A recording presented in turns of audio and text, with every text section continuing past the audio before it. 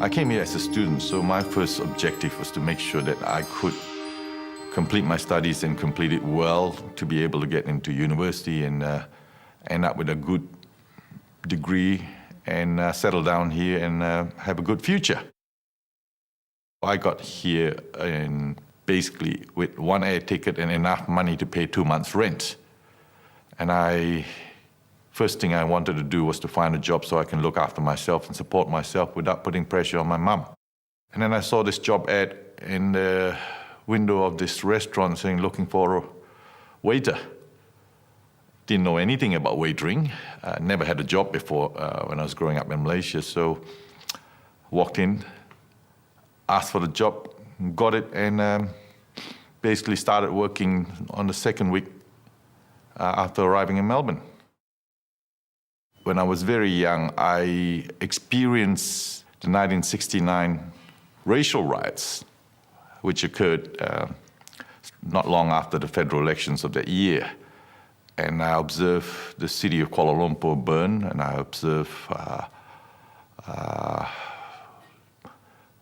dead bodies floating down the river through the city, and then subsequently the government's policies of what I would call discrimination against the non-Malays. When I was studying at Monash University, occasionally we get some taunts or comments or cracks made by people, but we also found that, being a Malaysian student, we were not the only overseas students, or we're not the only migrants.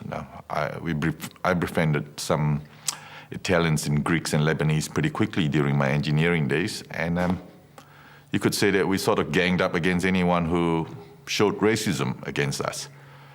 The major racist organization that we faced in Monash was the National Front, and there were issues, there were physical confrontations and things like that. The challenge for us parents with children that are born here is to try to retain the cultural heritage in the upbringing. For example, language skills, for example, understanding some of the cultural aspects of the Chinese beliefs. My involvement in other parts of the community, like running the Chinese New Year Festival in Melbourne the last 7-8 years, is to ensure that what we do is not different, but we want to show to the rest of the community what the Chinese culture is all about, and to encourage people to accept that particular cultural input, and then we can become part of the broader Australian fibre. I have 2 children who were born here. My wife is from Hong Kong, but she's more Aussie than I am. She's been here about 35 years. All my friends are here. My business is here. My community associations are here. So I'm staying.